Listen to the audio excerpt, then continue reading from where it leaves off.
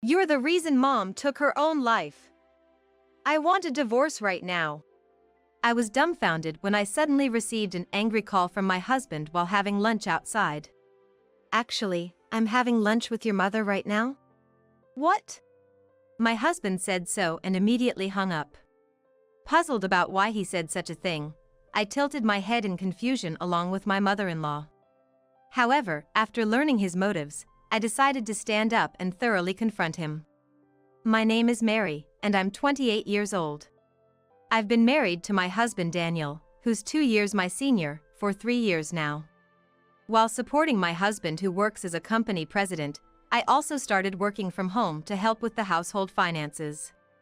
But it seems Daniel wasn't too happy about me working. You don't need to work, you know. That wasn't a word of appreciation for me trying to balance housework and a job. It'll look like I'm not earning enough if my wife has to work. I was disappointed with my husband who cared only about his own appearance. But to that, I was often uplifted by my mother-in-law, Susan. It's commendable that you're working from home on your own terms. And she often invited me out for lunch. I loved Susan, and despite how I felt about my husband, I was content with my life. Maybe I've been too lenient with Daniel. One day, while chatting in a cafe with Susan, she sighed. I spoiled him as an only child, but lately, he's been asking for money frequently. He says it's for the company, but it seems suspicious. I had no idea. Daniel never mentioned anything like that to me. But knowing my husband who likes to show off, even if the company was in trouble, he probably wouldn't tell me until it was too late. I sometimes regret how I raised my child. I worry if I've been a burden to you, Mary, and it keeps me up at night. Susan, you've done nothing wrong. No matter how hard you try in parenting, it ultimately depends on the child. I might not be convincing since I don't have any kids, but... No, Mary, I feel so relieved that you're trying to cheer me up. Thank you, as always. Seeing Susan's gentle smile, I strongly felt that no matter what happens, I'll always stand by her side. Perhaps disliking my connection with Susan, my husband gradually started to harass me more. What's with today's lunch? Strawberry jam on a sandwich? What? Isn't it your favorite? I only accept blueberry jam. Strawberry is too common and poor-looking for my taste. Daniel came home, yelling, and threw the lunchbox into the trash can. How could you? That lunchbox is getting old too. Buy a new one, will you? As he stomped into his room, a sweet perfume scent wafted from him. Daniel, you've been wearing that scent a lot lately. However, when I cleaned his room, there was no perfume bottle, and I suspected it might be a woman's fragrance. And then, without any notice, he started coming home late more frequently. Hey, I put extra effort into dinner today and waited for you. Didn't you get my message? Yeah, I know. But no matter how hard you try, your cooking can't beat a one-star hotel's. What? Did you eat out on purpose? Daniel, you've been acting strange lately. What? Shut up. Move, you're in the way. He shouted, pushing me aside and walking to the bathroom. That's when I caught that perfume scent again. I don't want to think about it, but it's clearly a sign of cheating. I was restless, and soon Daniel even started bad-mouthing Susan. That old lady, she should just give me the money without lecturing. Acting all high and mighty. Look who's talking. How can you ask Susan for money? That's none of your business. He seemed irritated and kicked the trash can to intimidate me. And usually, wives and mother-in-laws don't get along. It's not supposed to be that way. But Susan is such a good person. I have no reason to dislike her. My husband clicked his tongue in annoyance at my response. Then, Daniel started badgering me about Susan. Mom was complaining about you again. Says she hates going out with you because you're an inconsiderate daughter-in-law. No way! Susan would never say that. Considering my relationship with Susan so far, I couldn't believe Daniel's words. You really are naive. Why would she reveal her true feelings to a daughter-in-law like you? She's just been tolerating you. Watching my husband's exasperated expression, I began to worry if it might be true. Moreover, he told me Susan didn't want to see me and asked me not to contact her. I intended to trust Susan, but I thought it best to lay low for a while. Oh, right. Mom asked me to give you something. What is it? But when I looked inside the box Daniel handed me, it was rotten and emitted a terrible smell. I grimaced. The expiration date on the back was a month old. They were perishables. Wow, this is bad. Mom really hates you, doesn't she? My husband looked maliciously pleased. During this time, the perfume scent only grew stronger, and I endured a hellish 3 months. One day, unable to bear it anymore, I decided to call Susan. Tomorrow, I'll finish work by noon. Would you like to meet up? I'd like to have lunch and talk a bit. Yes, that's fine, but are you sure you want to see me? What do you mean? I only understood the meaning behind Susan's words when we met the next day in a private room at a restaurant. It turns out my husband had also lied to Susan, telling her I'd been speaking ill of her. Of course, the story about Susan complaining about me was also a lie by my husband. I thought so too. But I was worried maybe it was true. These past 3 months have felt like I was dead inside. I also thought there's no way you would say such things, but just in case it was true, I was avoiding going out with you. So what's with the rotten perishables? What? What are you talking about? Seeing Susan tilt her head in confusion, I realized that was also a lie by Daniel. While Susan and I, feeling distrustful towards Daniel, were discussing our next steps over lunch, my phone rang. Huh? It's Daniel. I excused myself to Susan and answered the call, only to be yelled at by my husband. It's your fault. What? Why are you yelling at me all of a sudden? You bullied Mom into taking her own life. I want a divorce from you right now. Confused by Daniel's words, I was stunned. Actually, I'm having lunch with your mother right now. What? Surprised, my husband immediately hung up. What was that about? What happened? Before we could even ponder, Susan received a call. Hello? Oh, Daniel? What's up? Susan quickly switched her phone to speaker mode. On the other end, my husband's voice lowered, as if he was trying to find out something. Mom, are you with someone right now? To that, Susan winked at me and responded. Oh, I'm just out shopping with a friend. Is something wrong? Hearing this, my husband muttered. She lied, that liar. Then, he blurted out something outrageous. Mary is cheating. You know what? I'm divorcing her, so you must never trust her again. What? I gestured to Susan to keep talking. Quietly nodding, she pretended to be fooled and continued to draw out my husband's motives. Finally, the reason behind Daniel's suspicious behavior became clear. After ending the call with my husband, Susan's face looked devilish. I was filled with anger too. Susan, let's teach that man a lesson together. When I got home, my husband was already there. Oh, you're home early today. Yeah. Despite his inner tension, Daniel's attempt to appear calm was almost comical. But I decided to take the initiative. Today, I got a weird call around noon. It might be my imagination, but the voice sounded like yours. Is it some new scam or something? What? Really? Be careful not to get fooled, okay?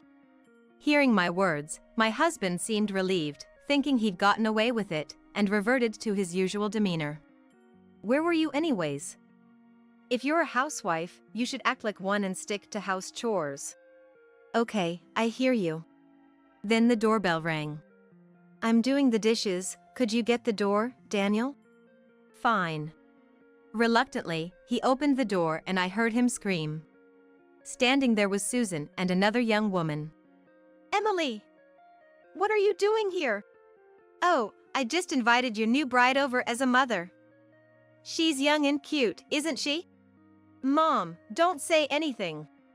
Daniel gestured for Susan to be quiet, but I watched from behind with a cold gaze.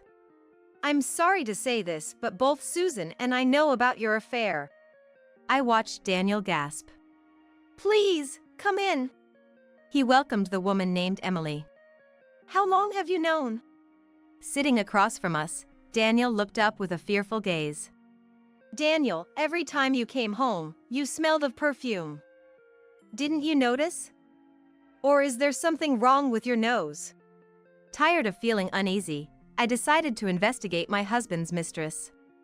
Disguising my hair and outfit, I frequented a cafe near his office and followed him and his mistress to a hotel, capturing the moment they entered. I was so excited that I couldn't sleep that night. How did you find her contact information? You thought you were careful by setting your phone's lock to fingerprint recognition, but that's easy to bypass when you're asleep. Don't I have any privacy? Be quiet. Susan, usually calm and gentle, raised her voice, silencing her son. So, I contacted Emily, and Susan went to pick her up. I forced my husband's chin up as he sat with his head down. He couldn't move, just looking into my eyes. You mentioned your intentions over the phone to Susan, but could you share them with me too? I intended to smile, but perhaps my eyes weren't smiling, as my husband trembled. Reluctantly, he began to explain his suspicious behavior and the purpose of his call that day. I plan to divorce you, take the alimony and shared property, and then remarry Emily. So, initially, you intended to make it look like Susan took her own life and blame me for it, leading to a divorce. Is that correct? He nodded in small movements. It's surprising he thought such a lie about Susan's death would work. I guess he was that into his mistress. But when I told him I was having lunch with Susan, he was so caught off guard that he hung up the phone in shock. Still unrepentant, my husband, thinking of his next move, quickly contacted Susan. When Daniel came to me with his plan, I was utterly disappointed. Susan pretended to be deceived and extracted the story from him. Mary cheated, so I'll take the compensation money and the shared property. That's what he told Susan. And he added the following. I've already found a new partner to marry as soon as we divorce. That partner turned out to be Emily, now sitting in front of us, pale-faced. Why won't you take my side? What do you mean? You always supported me. In elementary school, you always defended me when I did something wrong. But you changed ever since I married Mary. How far back are you living in the past? And I regret spoiling you too much when you were young. Daniel thought that his mother had changed because of me, and had been lying to both of us so we wouldn't see each other. Disappointed with her son, Susan sighed deeply. I never thought you could be so selfish. I'll end it here. I'm cutting off your financial support. What? You're kidding, right? Actually, Susan had been financially supporting Daniel's company, and his success as a president was largely due to her. However, after becoming suspicious of his constant requests for money, Susan discovered he was using the funds for his mistress and not the company. I no longer consider you my son. I'm disowning you, so leave this house. Daniel's face turned increasingly pale. It was only natural, since the house we lived in was in Susan's name, and he had always relied on his mother. Seeing him look at me in panic, I pushed the divorce papers towards him. Sign here, please. Here's a pen. Enjoy your life with your mistress as much as you want. At least let me off the compensation money. Don't joke with me. How dare you claim Susan took her own life? I said so and slapped his face. What? If there's no money, there's no benefit to marrying an old man like you. The mistress said so and slapped his face too. Daniel, holding his face, teared up and collapsed on the floor. By the way, Emily, I'll be seeking compensation from you too. What? Why me? You can't just meddle with someone's husband and get away scot-free. But she too slumped powerlessly to the floor, and together, Susan and I kicked both the Daniel and Emily out into the cold. After divorcing my husband, I demanded $20,000 in compensation. He was kicked out of the house owned by Susan, his financial support was cut off, and his company went bankrupt. Now homeless and penniless, Daniel is apparently living on the streets. Of course, I also got $10,000 in compensation from the mistress. Susan and I remain close, and after my divorce, I moved in with her. Our bond deepened even more. And we now live freely and happily together, just the two of us. I will be erased soon. A letter from my sister-in-law Elizabeth, who had taken her own life, arrived addressed to me. It came a week after she had passed to the other side. Despite her will already being found, what on earth was going on? I couldn't understand it all. But when I saw that letter, my hands started shaking with anger. This can't be forgiven. The letter ended with the words, "Report to police immediately." Little did I know what would happen next. My name is Jessica, I'm 28 years old. I live with my husband Paul, who is 5 years older than me. Both of us worked at different companies. Paul had a sister named Elizabeth, a very gentle person who, and for me who had no sisters, was like a real sister. And Elizabeth treated me like a sister as well. My sister-in-law was unmarried, and said she had no boyfriend, but she confided in me alone. Actually, there's someone I've been interested in lately. He's a wrestler and is very strong, Elizabeth said with a happy smile. And this was a secret kept between just us. My father-in-law was a practicing doctor, but passed away due to illness 3 months ago, and after that, Elizabeth started living with my mother-in-law. But then, my mother-in-law also passed to the other side. The cause was due to an overdose of medication, likely obtained from my father-in-law's clinic. After my father-in-law passed away, they were considering closing the clinic since my parents-in-law were known as a loving couple to everyone. The will created on the computer mentioned my mother-in-law couldn't bear my father-in-law's death. But my mother-in-law was a person who always enjoyed writing and had a beautiful handwriting as well. So I felt it was odd that her last message to this world wasn't handwritten. But my husband simply accepted it. She chose to go to the other side, so it's not strange she did something different. She must have been that lonely. Indeed, thinking of my mother-in-law's immense sorrow for the love of my father-in-law, I oddly found myself agreeing with Paul. But, amidst such interference, there was a mountain of things left to do. Because my mother-in-law had hardly touched anything inherited from my father-in-law, she had left behind a vast fortune. Paul would find time to immerse himself in the inheritance procedures. In contrast, my sister-in-law began sorting through my mother-in-law's belongings, one by one. And from this time, I started to notice a change in Paul's behavior. When he's home, he would stay in his room, and when he had work, he would come home late. And then finally, he started frequently coming home in the morning without telling me at all. "You've been acting strange lately. What on earth are you doing?" "It's none of your business." "But your mother just passed away, and you're not coming home until morning." "Shut up. Don't preach to me." My husband stormed out the door and became unreachable, not returning until the next evening. Given the gravity of our marital crisis, I confided in my sister-in-law about the situation with him. "I'll subtly ask Paul what's been happening. Let's work together and resolve this." Her encouragement somehow bolstered my spirits. Yet, what followed was unimaginable. The very next day, my sister-in-law suddenly left this world. The cause was the same as my mother-in-law's, an overdose. And she too had left a note. "I will join my beloved mother on her journey." But the idea that Elizabeth, who had been so positive just days before, taking her own life made no sense to me. "Something is definitely wrong. Let's get the police to investigate. Making a fuss won't bring Elizabeth back. You just do what you're supposed to do quietly." Despite my inability to accept, the funeral wouldn't wait. With a heart full of sorrow and unresolved feelings, I proceeded to make the arrangements.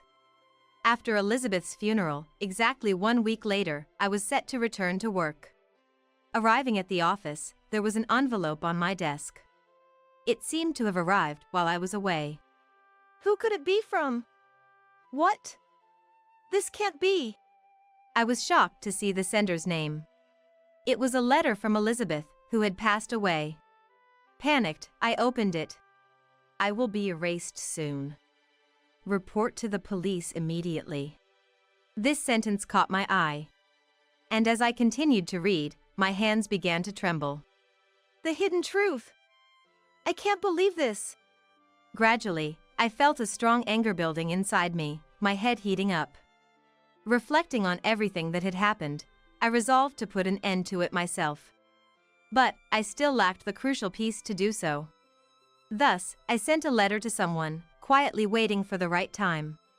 2 nights later, I visited my parents-in-law's home and hid myself. Then, a dark figure quietly entered my sister-in-law's room. I followed the dark figure and then turned on the light. It's so bright. The person rummaging through Elizabeth's desk was none other than my husband, Paul. What are you doing here? And in the dark, too. It's as if you're searching for something, hoping not to be found. Don't say something stupid.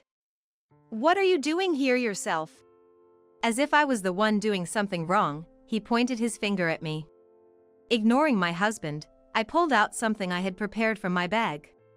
Did you happen to read this letter? It was a letter I had written, pretending to be my sister-in-law, addressed to myself to arrive at our house. It read, "Inside my desk, there is evidence of my brother's crime. Jessica, take this and report to the police."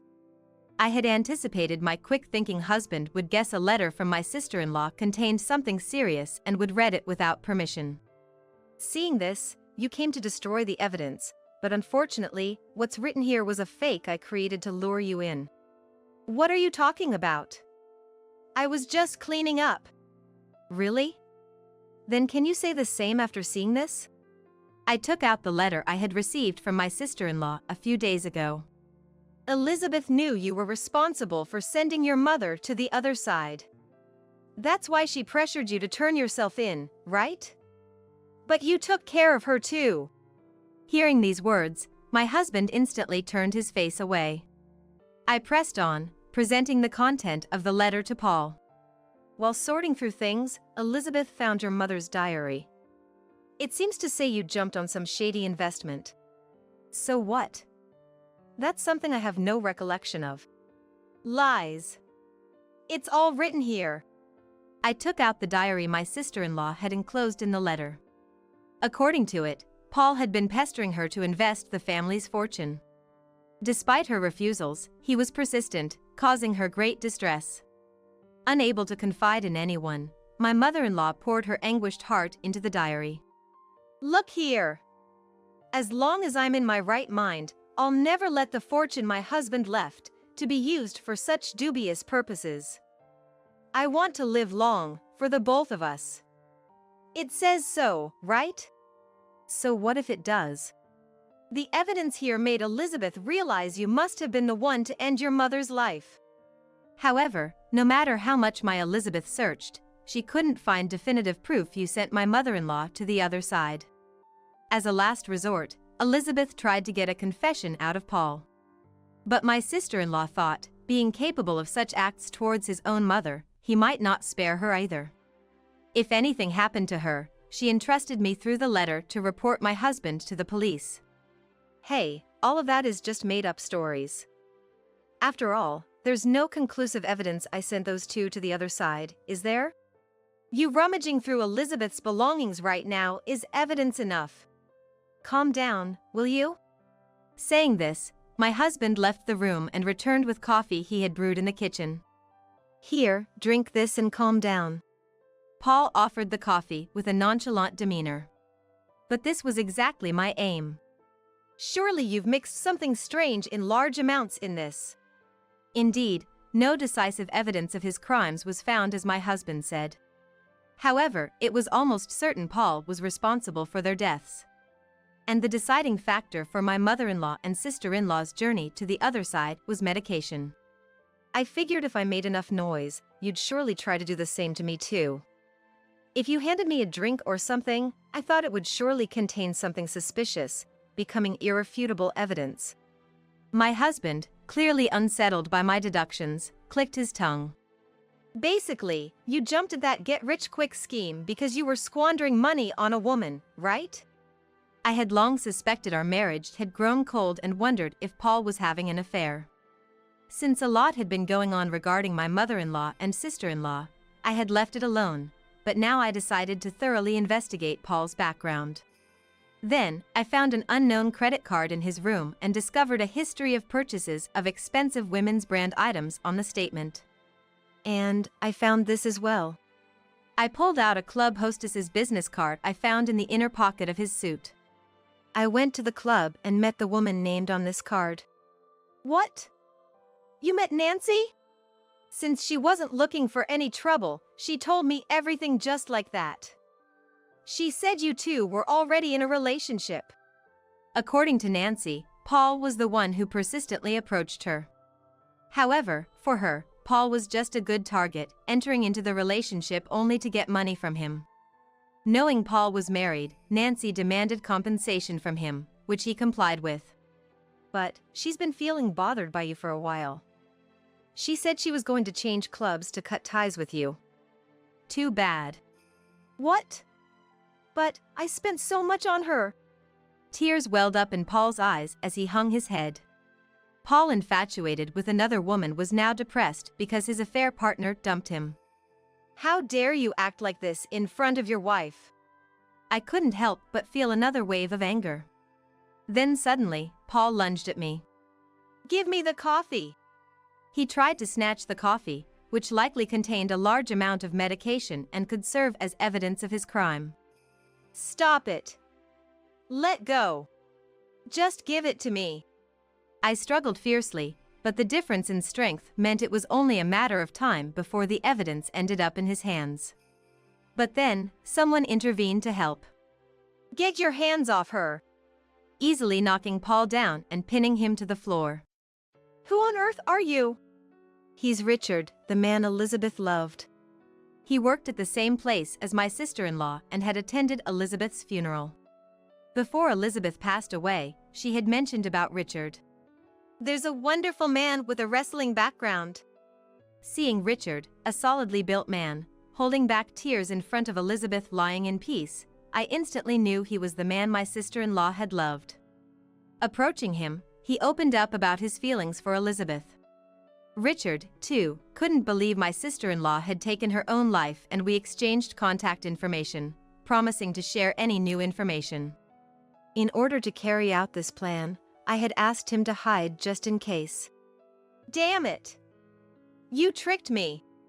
My husband struggled, and with my help, the two of us managed to subdue him. Thinking he couldn't escape, Paul suddenly changed his tune. Look, Richard, can't we talk this out? If you let me go now, I might even share a bit of my family's wealth with you. You open your mouth and that's what you suggest? Jessica, you too. You know your husband could be criticized by society. Appalling. Did you really think I'd stay by your side for life? You really are full of yourself. You and I are over. When I mentioned breaking up, my husband's face turned pale. What? I'm going to be abandoned by my wife and get locked up? No, I don't want that. Paul struggled fiercely again, but Richard restrained him. I'm sorry. Please forgive me. Never. You took the lives of your own mother and sister. Thinking of the two who had gone to heaven, I couldn't let Paul get away with this. I clenched my fists and glared at my husband. You're the worst kind of human being. I will never forgive you, Paul. Serve your time quietly behind bars. Just be prepared never to see the outside world again. My life is over. Crying out, my husband was immobilized by me and Richard. We then called the police, and soon after, officers arrived and took him away. Paul was later interrogated and seems to have confessed. A large amount of medication was detected in the coffee, sealing his fate. Aware of the severity of his crimes, he seemed to have resigned himself to his fate, losing all energy in life. As for myself, I divorced Paul and demanded a compensation of $30,000 from him and $10,000 from Nancy.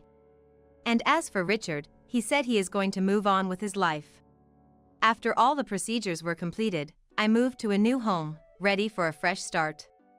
I've been assigned new tasks at work, and despite the challenges, I feel the most fulfilled I've ever been.